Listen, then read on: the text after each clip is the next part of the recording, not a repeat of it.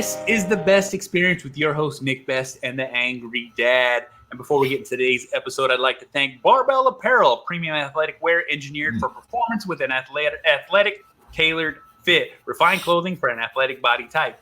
Evolution Athletics, a supportive gear company owned by Brian Shaw, 4-time world's strongest man. We believe in all athletes supporting their journey towards greatness. Well, and the strongest man on earth. And the strongest man on earth now. Okay, go ahead. That's it.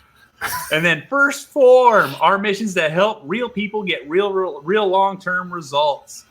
All right. And Iced Up Industries, a new stance, a new style of ice baths, ice therapy. Use the link in the notes. It really helps us out, and we appreciate it. Nick, bring. We'll talk about that later too, because something came up at the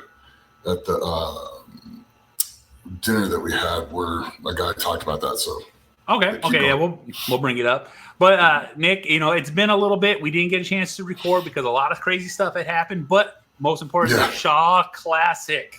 Yeah. And guess who was holding the mic the whole time? I don't know. Some dude with glasses. Some dude with some glasses. Yeah. We did the open men and the women's. Yeah. So that was a lot of fun. We had a great time.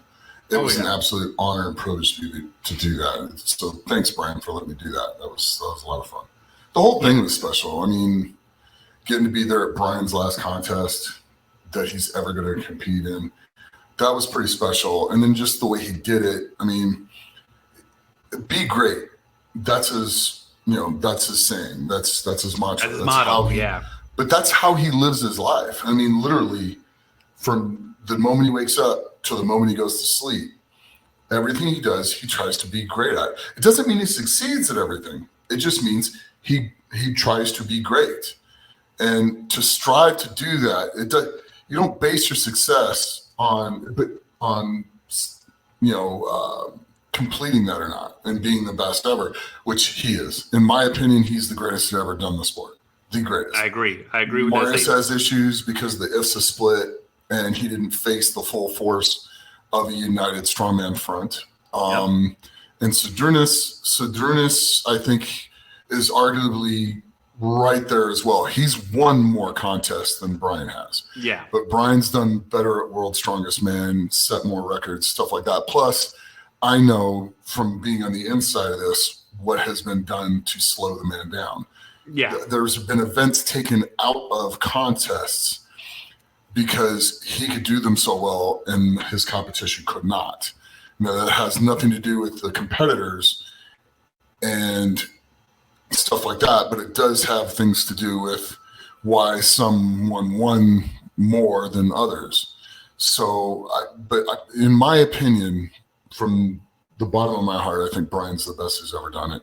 Z is right there behind him, and Marius is down a ways because of that. Yeah.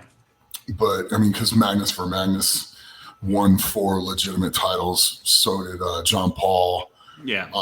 As well. So I give more credit to those because back in their days, they faced everyone that was great at the time.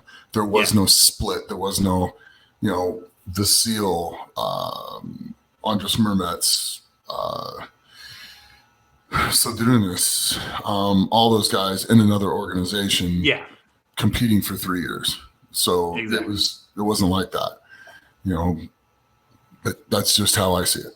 So, yeah. And then speaking on those terms, this being the strongest man on earth, right. These events were spectacular to watch. You know what I'm saying? It was a completely different level of viewing pleasure because I was like, the monstrosity of the machinery of what it brings the spectacle back to strongman. It truly brings the spectacle back. You're leg pressing SUV. I mean, a massive car that's on top of a leg press. Brian's figured out how to do that, make it safe, but make it still super hard, super challenging, and a true challenge, a true test of strength. Plus, everyone in the gym can relate to it, except for now you're seeing a car up there instead of weights, which is really freaking cool and is a spectacle. And then the thing he did with the keg bench press, just amazing. I mean, absolutely amazing to figure out, to have that idea in your head, how they kind of roll in. Well, the moment it rolls in, the weight doesn't change. So the weight, no matter what, when that weight comes in, that's the weight. Yeah. If it goes to there is no going to the front and it being heavier and going to the back and it being lighter. And you're kind of at the mercy of where the kegs get aimed when they go into the cart. Or when they fall in. They all go in the same way. Everybody gets the exact same weight. No questions asked.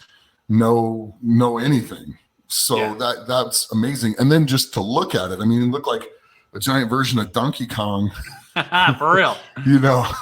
Going into the thing with the kegs coming in. It was really, really, really spectacularly cool event to watch and to actually do. And most people won't realize this, but Brian did not test that himself. Yeah. He didn't get into it till the day, till the competitors got into it. I went out and tested for him. And then JF Caron also tested it for him. So we tested it. He never got in there. He wanted to make sure that a fair advantage for everybody. Right. And the chest press machine he had at home, it presses a lot different. Well, not a lot, but it does practice different. Press different than that machine does. It's much different. Though not as much weight comes off when you get towards the top of that thing. Yeah. But like the vertical chest press at the gym, it's one weight at the start and it's one weight at the end. Where it's a little bit like that, but not as much. So it was really, really neat the way it all worked out. And someone that I know came up with a way to adjust the size for everybody too. So I want to make sure that we throw a little credit that way. The floor mats in there were pretty cool ideas. So now you can, it's set. Everybody's pressing from the same point, same height, same lever, same everything. So that was really, really cool about that event. So, and guys will try to figure out a way to manipulate it as much as you can because that's the name of the game, though. You got to get any advantage. Yeah, I mean, part of the reason why Magnus won 4 is because he could figure out how to lift it by looking at something better than the other guys could. That's it. Man, he was really strong. But he was also one of the most cerebral strongmen at the time. So that's why he makes a good judge. He knows how to manipulate things. Yeah. So and that wheelbarrow, man, it looked brutal.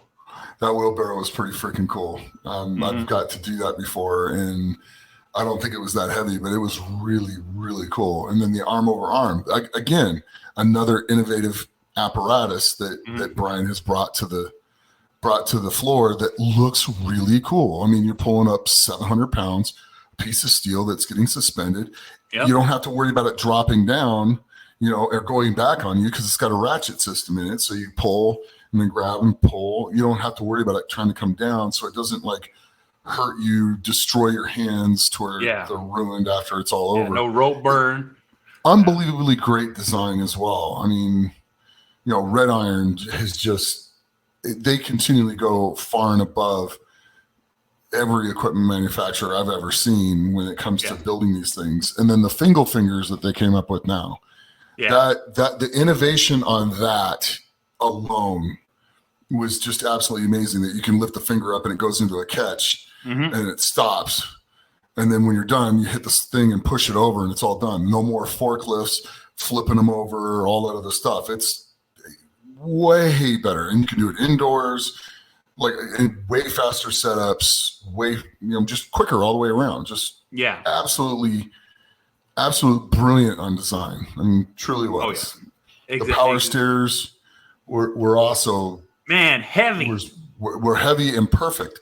The stairs were not real short, which was good because most of the time it's like the size of the implement, and your heels when you get up to the upper ones are starting to lean over the sides. You're trying to lean back to get it on. It scares you to lean back and really huck that last one up there because you're afraid if you miss, you're gonna go over. I mean, you don't want to go over with a 600-pound implement in your hand. That's no bueno. So they were a little bit wider than normal, and man, it just way smarter, way safer for the athletes. And if it makes it a little bit more difficult that they got to slide it forwards before they pick it up and put it on there, hey, even better. The thing is you're not going to lose your balance and fall over backwards. Yeah, and you're not going to feel that way either. So that's brilliant. I mean, I can't say enough things about the innovation that he had for the show. And then just from the get-go of the show, the strategy on the logs with the 3 logs, the 440, 410, and 380, that strategy made all the difference for some people and totally killed others. I mean, can Brian press the 440? More than likely.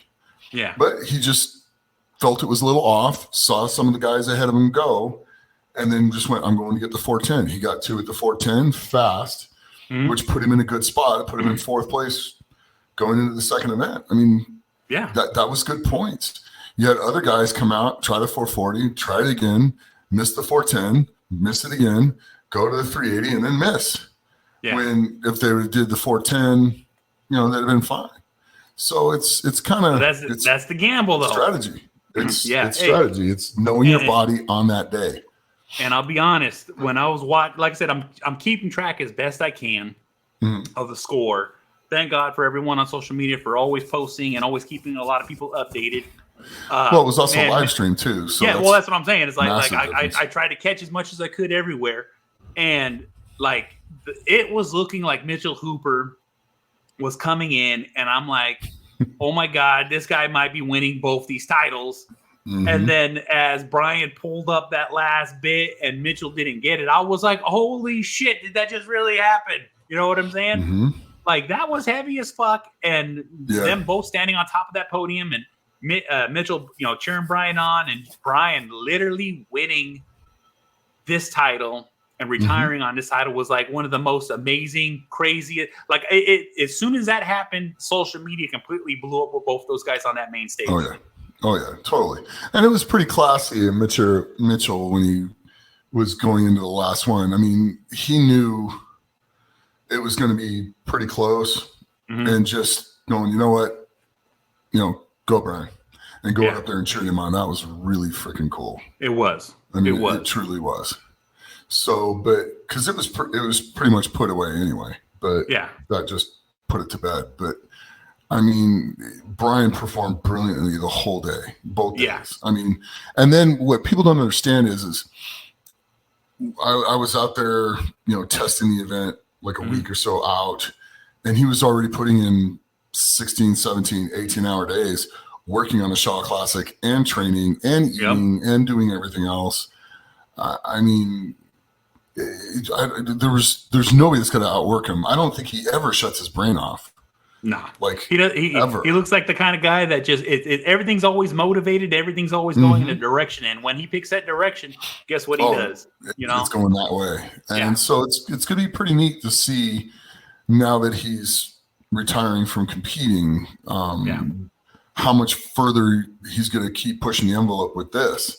Exactly, because and then increasing the prize money. Yeah. I mean, it was announced he was giving away $150,000. And then about 2/3 of the way through the show, he's like, hey, I'd like to let everybody know we're giving away $230,000. Yeah. And his goes back into the prize money. So that first place money is going to get back into all the rest of the athletes in the whole entire show. So that's exactly. And he gives back, man. And like I said, that's really unheard of in most competitions where like, there's nobody giving back as much as Brian is, and that's the sacrifice he makes because of how much he loves the sport. It's fucking and always beautiful to see. And to some degree, that's what slowed the overall growth of the sport a little bit over the last 20, 25 years, is because people were worried about that. It's like, if you build it, they'll come. And Brian's clearly put it. This is the 4th year he's done the show. Exactly. And he sold out the arena. And it was, and then the expo. Yeah, and it becoming the strongest man on earth. Like, come on, how long were they holding on to that? And then Brian was like, "No, I want it." Right, that was Paul Oles, and Paul Oles trademarked that from Fortissimus. Yeah. So back when Fortissimus, and he got with Paul, and he managed to get that, and it's a really neat title. The trophies were unreal. Yeah. So there's not his mantra, be great. So he wakes up and he tries to be great. He tries to just be the best he absolutely can at everything that he's going to do and put his effort into. And it's utterly amazing. I mean, he's an amazing husband. He's an amazing father. He's an amazing son. He's an amazing friend. There's no part that he doesn't apply the be great to in his life. And you see that in the show, and the attention to detail, the bags the guys got with wheels and the strongest man on earth, logo put into it, their names put into it.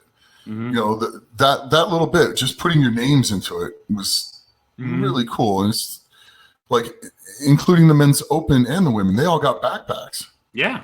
So they got backpacks with, their names on it, Shaw Classic and all that stuff into them. And it's the little details like that just make all the difference in the end. And then those trophies were just off the hook. Oh yeah. And then those globes were. Yeah. Those are spectacular looking. But you know what the craziest, like I said, with the things that they had, Brian brought you, Eddie, and Robert in, and you guys got to do something special for all the fans of the show. And like, it looked amazing just from all the videos and pictures that I seen of you guys being able to enjoy Q&A, eating. Yeah. That was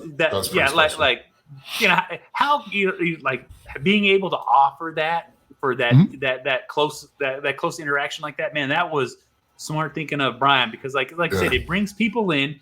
And the thing too is, like, right where Stadium is, Brian is adding to Colorado's, literally to the state of people coming in for what is it called when people come into the state for vacation? Tourism. There it is. That's it. You know what I'm saying? Yeah, but it's pretty neat, the things he's bringing in, the things that he's doing. I mean, we got to take pictures with everybody that came. We answered all their questions. We got to hang out with people and spend time with them and stuff like that. So it was a really neat thing. And then we also had the panel, that was pretty cool. And then he had all of us speak at different times during the expo, stuff like that. That was a lot of fun. I had a ball. A lot of celebrities there. Yeah, I cried a little too much. It's not a shocker. Nick, but that's the thing though too, is like that's how much love you have for this sport. It is, and I appreciate it so much, and I truly do. And it's like, it's validation of everything I've been through. Being a kid who's told he's not going to be anything, that he's, not smart enough, not whatever, as a kid, and then doing this and going, hey, look, I was successful. Exactly. I people do appreciate the things I've done. And that's it. I made a career out of this. Yeah, and for all the people, the ex-girlfriends, just kind of like, oh, you'll never, it's just like, well, guess what? You know what I'm saying? But it's in your face. Yeah, and it all comes flooding in, and it's like, I just appreciate it so much. It means a lot to me. So it's just neat when stuff like that happens, and it was really cool. And then some of the other validation, the stuff with Iced Up Industries, and that's what I was just about to ask. The pool and the cold plunge. There was a doctor there that came to the coaching panel. Yeah. And I could barely hear him, and he starts talking in the back, and he talked about the podcast that we did, talking about cold plunges and how it's so much better that the industry. I was right. The industry doesn't do anything and pushes ibuprofen and anti-inflammatories and all this stuff onto people, destroying their kidneys. Over time. And he's like, you're absolutely right. And you're the first person I've seen talk about that on a podcast. And it was really neat validation to hear him come back and say that. And he's a geriatric doctor, so he takes care of older people. Yeah. And he sees them being prescribed stuff that just shortens their lives, and just, their kidneys are already struggling, and now you're giving them ibuprofen. It's like, even more. Right. Even more. So doing the ice baths and stuff like that to prevent it as you're younger, and not taking 800 mils of ibuprofen before you train and after you train, and then the next day to get over the inflammation and move around. I mean, just take a couple ice baths. It's way better. So for him to say that and validate all that was pretty freaking cool, especially right in front of that room and all those people, and it going out on live stream. That was pretty neat. Exactly. But once again, like, you're the only one that I know that's been talking about this ibuprofen thing, and literally, like, we talk about it all the time. You know, even when we do ice bath videos and we're doing these things, it's like, no, this is how important this is. But the thing is that reiteration, because each one of those videos that we do, each one of those videos that you do is just like someone could stumble upon that video for the first time and then actually hear it. So that's how important it is. You know, like I said, you know, ibuprofen is $1 billion industry, and of course they're not going to say anything about it. Yeah. Oh, I know, but that's it. But the whole thing was just amazing. I mean, watching Brian pull 1,050 again, that was awesome. I mean, that was truly amazing to see him back pulling at that level. Yeah. You know, and him go with the frame and the arm over arm and doing what he did in the log. And of course the kettlebell or the sandbag toss is, you know, he did great on that. And he doing the fingal fingers with a partially torn pec. Yeah. Because he tore a couple of fibers. He did say it. Yeah. He got all those reps. You know, and then got another one and was going to do another one after getting all the kicks. So he's going to do 2 reps, and he kind of hurt as he came back, and he's just like, I think I tore something. I'm like, oh, no. He went back. The crew back there worked on him. They stretched it out. They lengthened it out, and he got through those fingal fingers. But if you looked at it and wondered why he was kind of not moving as fast as Brian would normally move with him, that was why. But he still did it. I mean, he still did it. He still did the bag toss. Exactly, and that's competition day. Like I said, you don't think about those injuries as they're happening. You're thinking about what's going to be the outcome of this competition. You know what I'm saying? And a lot of heart in that, man. A lot of heart. And a lot of good heart too. That's the thing, though. I mean, and his boys were there. Kerry came out, you know, when they walked out for the first and last time, and stuff like that. It was just so special. It truly was. Oh yeah. I just feel blessed that I got to see him get his pro card. You know, I got to see him, you know, win his first World's Strongest. I got to see him win every one of his World's Strongest Man. I got to see him win 3 of his Arnolds. I got to see him, you know, compete with him, train with him, and just do the show with him and just be friends with him, and then see him retire. It was pretty neat to be there for all that. It's like going to history and being there as being part of the history. Exactly. So it's really cool. Exactly. And let's touch a little basis on the expo. How was the expo and how it was set up? Was it like around close to the stadium, or was it on the outside? Oh no, it was circling the event. No, it was just out. There was a building just outside the stadium. Oh, okay. Or the arena.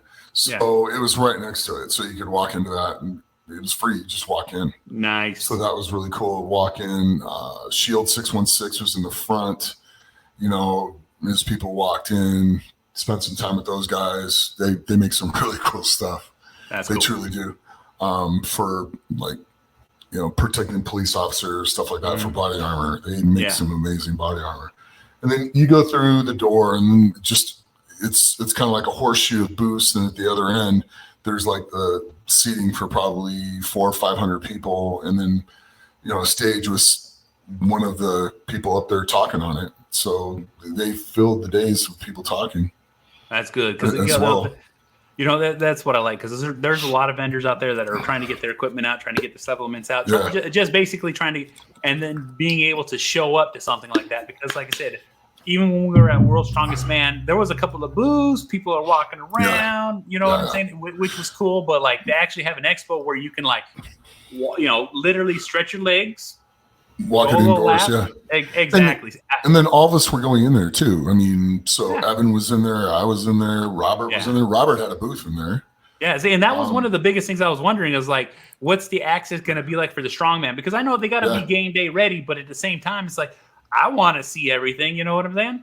No, Hoop had a booth in there. Some of the guys had a booth in there too. Nice. Juju Mufu had a booth in there. We had a lot of fun hanging out together too. Oh yeah. So that guy's hilarious. No, he's a riot. He's so much fun to be around. He truly is. Oh yeah. You know, I can't say enough.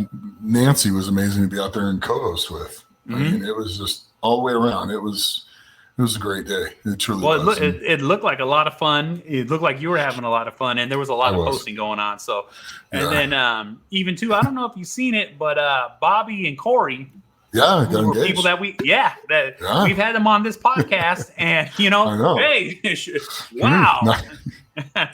And now they're congratulations, Bobby and Corey. Professional, strong couple. Very much congratulations. Yeah. So it's pretty darn cool. I mean, it really is. It was an unbelievable weekend. Just driving in wasn't too bad. Driving back, the drives weren't bad. I just driving the freeways right now in this country. Oh, it's long. It's long. I don't care what anybody says. You're crossing a state. No, it's not. Like I said, it wasn't that bad. It's just there's construction every 50 miles. Oh. You have 5-10 miles of one lane traffic, and the roads are all messed up. And I lost a tire on the way in, and I lost a tire on the way out. Oh, so I bought a replacement, and the same tire, by the way, back rear. Yeah. The same tire? Same tire, brand new tire. Oh. And it's not like you could just pop back into where you got it to get the warranty on it. No, especially on the first one, because the first one was out in the middle of nowhere. Yeah. And then the second one, though, we managed to get we had to wait 2.5 hours to get the tow and then get towed in and everything else. It was a 45-mile tow.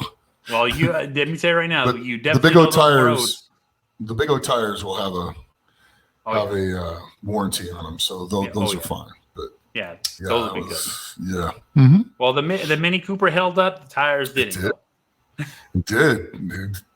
I think Justin spent a lot of time staring down at his phone instead of at how my driving was on the road. Well, let me tell you something right now. As co-pilot, you got to pay attention and keep the conversation. Yeah. So and it was white knuckling in a little bit. That's it. But what the funny thing too is people got to understand. The car was completely loaded in the back, and originally I was supposed to go with them, but I was going to be laying on top of the equipment as we're driving. Yeah. It'd have been an extremely tight fit. It would if we put all three of us in there. Yeah. Oh, yeah. So just, I'm just glad you're okay, dude. Oh, yeah. I'm okay.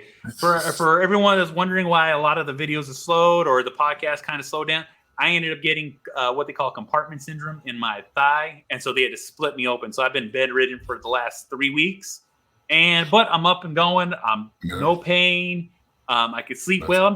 I'm barely walking, but understand that I'm coming back. Yeah, no, absolutely. So and then I just is for them to cut you open from the knee to the thigh. Yeah, to little. It's right along the IT band, so everyone needs to understand. They had to slice it almost to the bone, and then drain it, and then but. Ouch. Yeah. Anyway. Yeah. I'm just glad you're okay. Yeah. I always bounce back. That's the one thing about me. I always bounce back. Yes, you do. But I'll actually be out there in September because I know the competition's getting ready to come up, and I was wondering. I was going to ask you how you feeling about the show coming up. I don't know. We'll see. Training's going pretty good, but I might wait and do one in November instead, and just coach Justin through this one. My deadlifts are still not where I want them to be. They're off a little bit, and I have to be smart with my abdomen. Definitely have to. And when it's ready, it's ready. And if it's not ready, and here's the thing: everyone needs to remember, Nick literally had surgery at the beginning of this year, and not even a couple of months after the beginning of the year. And you're still deadlifting heavy. You're still lifting real heavy. Everything looking good. So, it's definitely understandable on you. Let me push it back because guess what? Sometimes you got to. So, I don't know. I still haven't made the final decision yet. But I'll put, if it's ready, it's ready. If it's not ready, I'm going to wait till it is ready. Yeah, and that's the most important thing. Yeah, I do not want to go backwards with this. Exactly. And so my squats are doing pretty good. I think I'll probably go somewhere between 815 and probably 835. There you go. Bench is going pretty good. It should go somewhere between 474 and 507 right now. Yeah. everything functioning right. But the deads, they're kind of hit and miss. One day it feels great. The next day it just does not feel right.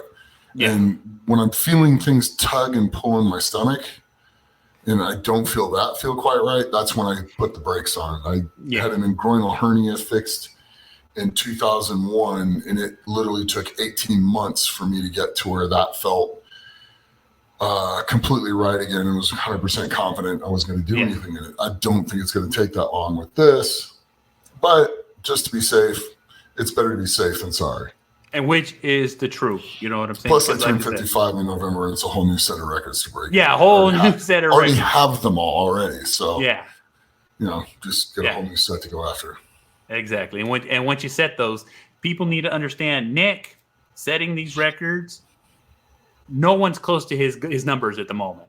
Nobody. This could be years held before anybody can even come close, because Nick's literally the strongest human at his age. Oh, thank you. It's pretty cool. I mean, it's fun. I have a good time doing it. I can still get after it, so I'm still going to keep getting after it. I love doing it. And when either it hurts too bad and I just don't want to do it anymore, or I'm just not having fun, I'll never, ever, ever, ever stop lifting. But there will come a day where I just don't lift as heavy. Exactly. I'll tone it back. I'll settle it down. I'll bring my body weight down, 275, and 2 years later, drop it down some more. So it's me too. And that's the smart thing. Thing is, like, you got to chase it while you still love it. And then, and the thing is that you still love to train. Let me tell you right now, Nick still loves to train. He has a schedule, and nothing changes that schedule. You know what I'm saying? Nope. So exactly. But it's funny because I like to say Nick's work comes after his schedule for training, because I only work on the days that I don't train, and if I do train that day, guess what I'm not doing? Correct. So anyway. Oh yeah. Well, with that being said, man, it's a good call on the Shaw Classic. We discussed quite a bit, and also too, the video already hit over a million views. The thing is Eddie Hall cannot be left unattended. No, ever. No. And I'm pretty sure the majority of you seen the video, but if you haven't, it's going to be it'll be in the notes, because it was a surprise, and I don't know what he was thinking. Well, he wanted to have some fun at my expense, and he did, and we turned it into something that was pretty funny. So, he just stuck a plunger right on the top of my head. Yep, he sure did. I ain't never seen him run that fast. He moved pretty quick out of there. Yeah, the look on your face was like, where is he? You already knew who it was. I knew who it was. I knew just the whole thing. It was just like, where did he go? Exactly. So, but yeah, don't worry. Payback will happen. Let's just say things will be creative. It'll be fun. And hopefully he has fun too, because, I think I still can run faster than he can. So, but he runs a lot more than I do. So we'll see. That's it. Well, in a sprint, we'll find out. Yeah. Oh, for sure. Yeah. But with that being said, Nick, let these people know what we do and how, and them great words. Well, in honor of Brian Shaw, be great. Train hard, train smart, and be the best.